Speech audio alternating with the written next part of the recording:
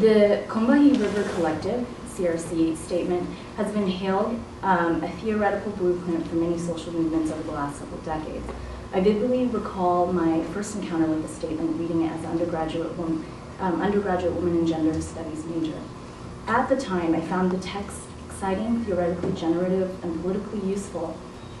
And in the time sense, which includes my own coming to understand myself as transgender, I have returned numerous times finding different kernels of political and theoretical possibility.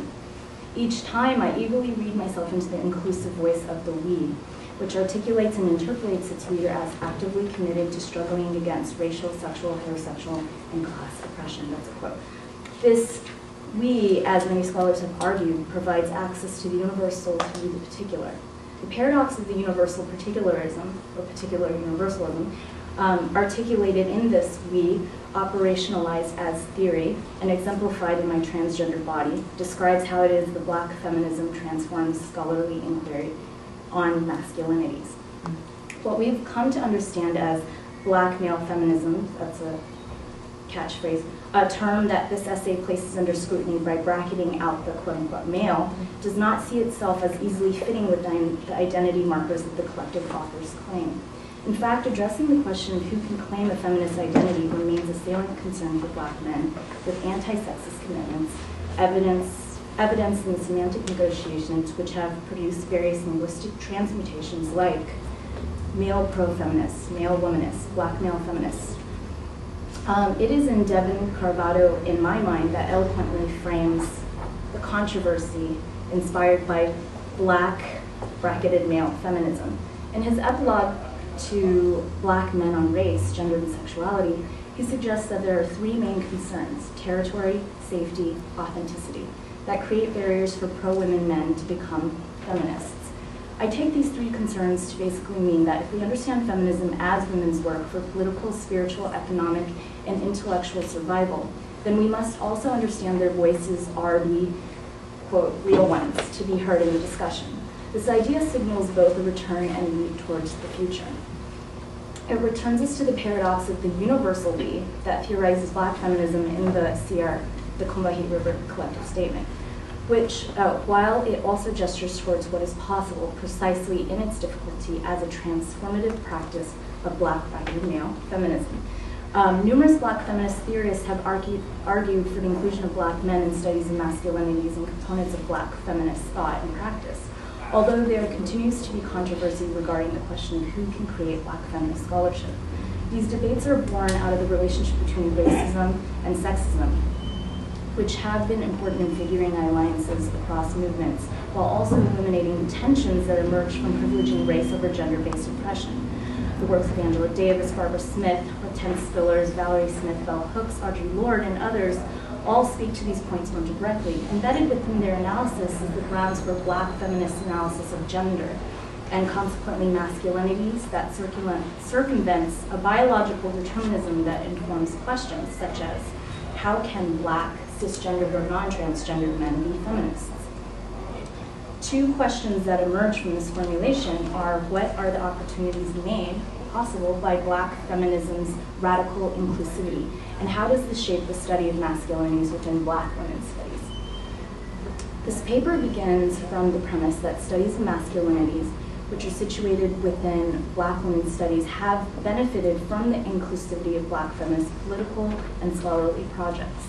As such, this essay extends Michael Awkward's work on the benefits and dangers of a, quote, situatedness in feminist discourse, and necessity for male scholars to develop a practice, necessity for male scholars to develop and practice modes of self-reflexivity that are adequately able to rigorously understand masculinity while also sustaining critique of patriarchy. I understand Awkward's concern as primarily methodological. That is to say, while there are obvious theoretical benefits to Black feminist examinations of masculinity, there are dangers in where and how we, as scholars and political beings, enter these debates. Very simply, Black bracketed male feminism is a positioning akin to standpoint theory that provides particularly particular entry point or situatedness in to Black feminist theory and practice.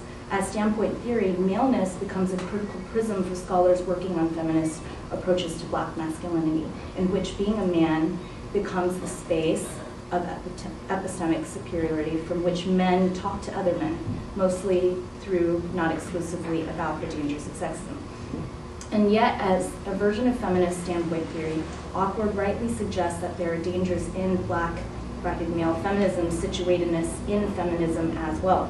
One danger of critical importance to this essay is the way Black male feminism unwittingly reifies a binaristic model of gender, transfixing gender, obstructing a more critical understanding of relational and spectral nature of gender formation and its various configurations and transfigurations of masculinities, femininities, maleness, womanness, otherness, both, etc.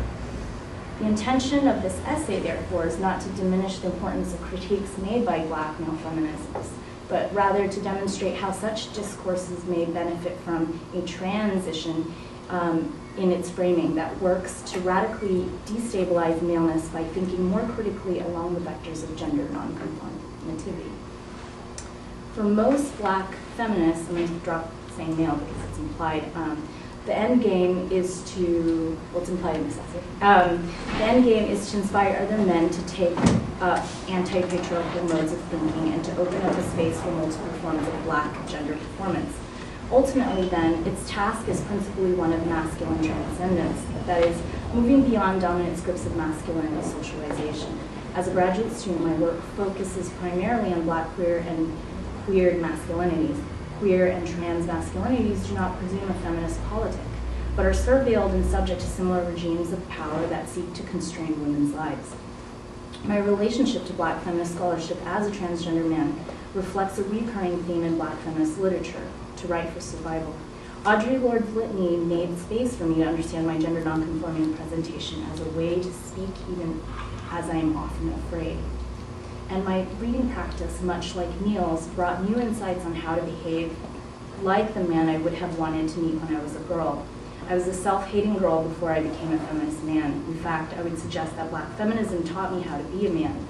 This may indeed be the case for many queer, transgender, and cisgender Black men who understand early in life that the available scripts for masculinity would never fit their bodies and experiences even if they tried.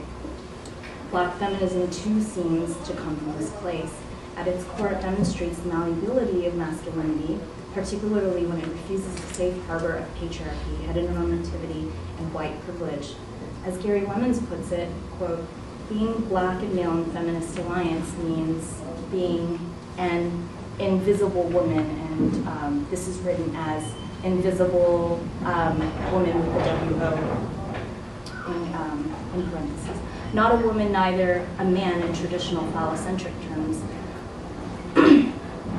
Without oversimplifying this condition, perhaps there is a kind of gender race ambiguity that informs the idea of Black male feminist positionality. This ambiguity Lemon describes as a result of Black feminists' imperative to submit masculinity to critical scrutiny, following Hortense Spiller's suggestion from men to uncover the repressed woman inside. Masculinity is always an unstable term. Its relational nature suggests that it shifts and moves differently across communities and cultures. Its instability also relates to the ways in which various cultures and communities seek to produce, maintain, and police masculinities, even as any definition of the term dissolves under closer scrutiny. For example, in many places around the world, there's collapse in distinctions between male, man, and masculine. These collapsed designations play out from the clinic to as well as one's local barbershop. Similarly, societies organized under heteropatriarchy are interested in prescribing and circumscribing articulations of femininity, that is to say, that controlling women becomes a part of the project of stabilizing masculinity. As such, what may be required for Black feminist approaches to masculinity is radical destabilization of maleness itself. Black male feminism should also include studies of masculinity along a range of bodies, never diminishing its critique of patriarchy. As such, it is not a privileging of anatomy, but a socialization that becomes the focus of its critique. This is not the same as arguing for a proliferation of kinds of Black feminism of what I already believe there are enough. However, Black male feminism should remember its heritage such that it includes Black trans feminism, Black butch feminism, and varied experiences of masculinities that exist within Blackness and are understood by Black feminism. Embracing the in-betweenness of gender and its specific configurations within Blackness and anti-racist rhetoric moves beyond anti-homophobia to encompass an understanding of gender multiplicity with and without the phallus. As Hortense Willis has made clear, the legacy of slavery for African Americans have transformed our understanding of gender in profound ways that in fact benefit our scholarship as they demonstrate the non-normativity of Black gender representation and its ability to critique hegemonic ideas of masculinity and femininity. Returning to the title of my talk, I use transfiguration to deploy a mystical space of in-betweenness in order to understand the clear relationship of Black feminist universality to Black male feminist particularity. In order to define the relationship, I employ the space of transition, which has marked my own particular understanding of the relationship between those modes of inquiry, but also because trans marks a space for thinking about race, gender, sexuality, sex, and class as a movement, an evolution from one place to another. Henry S. Rubens, whose article, Reading Like a Transsexual Man, argues, among other things, for the need to activate perverse identity. Drawing on Sandra Harding and her description of activating perverse identity as, quote, willfully refusing to do what the culture of the center expects them to do, end quote, Rubin suggests that male feminists might deploy this strategy in addition to talking one's body, as feminist practice that, quote, does not depend on a female body experience. Rubin further explains that the experience of talking one's body involves acknowledging one's location as inhabitants of male bodies, quote, with its orifices and protrusions, its strengths and vulnerabilities. For Rubin, who describes his medical transition as part of his male feminist intervention, his body has come into alignment with psychological sense of self. However, not all transgender men have such luxuries. As my identification with masculinity, and dare I say maleness, is secure, my body is still often read as female. My position as a body being read in the world as a body being read